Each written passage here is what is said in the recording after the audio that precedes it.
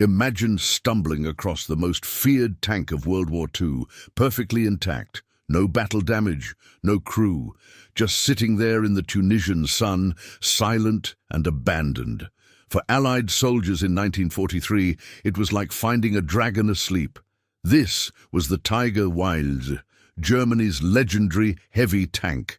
But what American engineers discovered inside it would shock them and reveal a flaw so crippling it changed the way the Allies fought the rest of the war. This is the story of Tiger 712, the tank that taught the world that firepower wins battles, but logistics win wars. In late April 1943, deep in an olive grove outside Tunis, Allied reconnaissance patrols made a discovery they could hardly believe. Hidden among the gnarled trees sat a machine unlike anything they'd ever seen, Tiger 712, a German heavy tank, fully intact. Its massive 88mm gun pointed silently toward the horizon. Its armor gleamed, unmarred by shell fire. The crew was gone. No charges had been placed to destroy it. The Germans had simply fled, leaving behind their most feared weapon. For Allied intelligence, this was a goldmine.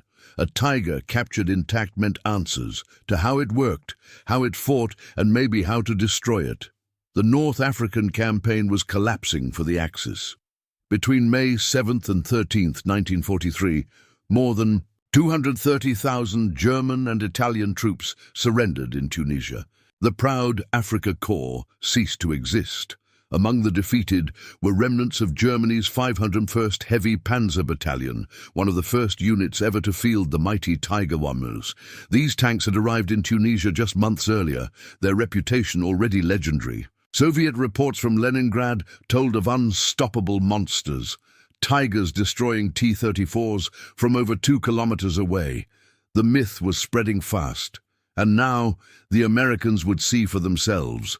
When US troops first heard about these so-called super tanks, many thought the stories were exaggerations. Then came February 14th, 1943, the Battle of Sidi Bouzid. Elements of the US 1st Armored Division met Tigers for the first time. The results were devastating. 46 of 52 Shermans were destroyed or crippled.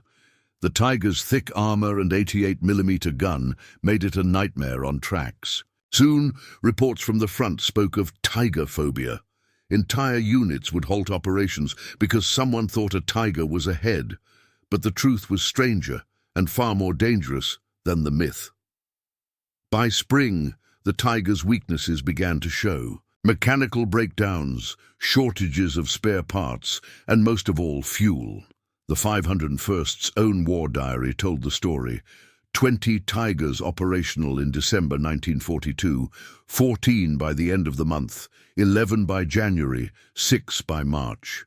By April, most were out of fuel or broken down. Retreat orders came, but many couldn't move. Demolition teams couldn't reach them all. That's how Tiger 712, Germany's most advanced tank, ended up abandoned in that olive grove outside Tunis, untouched and waiting. British engineers examined the tank first, but soon the Americans took over. Moving it was a mission on its own. At nearly 60 tons, the Tiger was too heavy for standard recovery vehicles. Bulldozers, cranes, and trucks hauled it to Tunis harbor, where it was loaded aboard the Liberty ship SS Samuel P. Bush. The journey to the United States took almost a month. In July 1943, the Tiger arrived at Aberdeen Proving Ground in Maryland, the U.S. Army's top weapons testing facility. What they discovered there would rewrite everything the Allies thought they knew about German engineering. Engineers at Aberdeen tore the Tiger down bolt by bolt. They measured every inch of armor, tested the gun, studied the suspension. The craftsmanship impressed them. Interleaved road wheels, torsion bar suspension, a 690 horsepower Maybach engine. On paper, it was perfect, until they reached the section marked fuel consumption. The Tiger carried about 532 liters, roughly 140 gallons of fuel. That gave it a range of only 120 miles on roads and less than 70 miles off-road. That couldn't be right, could it? To confirm, they tested it themselves. For 6 months, engineers drove Tiger 712 across fields, mud and asphalt. The numbers were staggering. On paved roads, about 1.2 gallons per mile. Cross-country, 3 times that. In simulated combat, turning, idling, firing, using the turret, the Tiger guzzled over 6 gallons per mile. That meant a Tiger could drive barely 23 miles before running dry. A logistical nightmare. A battalion of 20 Tigers would need more than 40,000 gallons of fuel every week, more than an entire US tank battalion with twice as many vehicles. The findings were classified and sent to Allied commanders. The conclusion was clear. The Tiger's true weakness wasn't its armor, it was its thirst. German supply records told the same story. Heavy tank battalions limited to short defensive actions. Victories won in the morning. Tanks stranded by afternoon.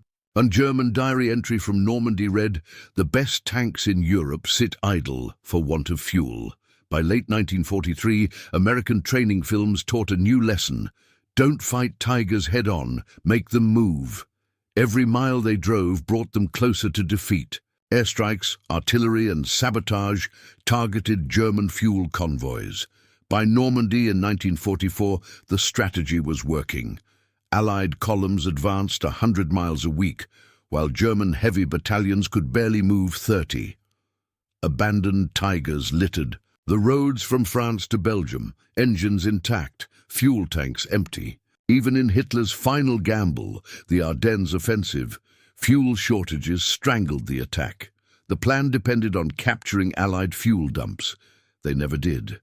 Tigers, Panthers and Panzer IVs sat frozen on the roadsides, silent, helpless, defeated not by fire, but by mathematics. After the war, Allied investigators interviewed the engineers who had built the Tiger. They admitted they'd warned about the fuel problem as early as 1942. But Hitler demanded power, armor and firepower at any cost. The result was a masterpiece Germany couldn't afford to run. Aberdeen's final report summed it up perfectly. The Tiger is a triumph of tactical design and a catastrophe of strategic planning. Each Tiger consumed over 300,000 gallons of fuel across its short service life, enough to operate 18 Panzer IVs. The Tiger could win battles, but not wars. Today, Tiger 7-12 rests at Fort Moore, Georgia, its gun forever silent, its engine forever still. But its lesson endures. In mechanized warfare, firepower wins engagements. Sustainability wins wars. The Tiger could dominate any battlefield, but it could never reach the next one.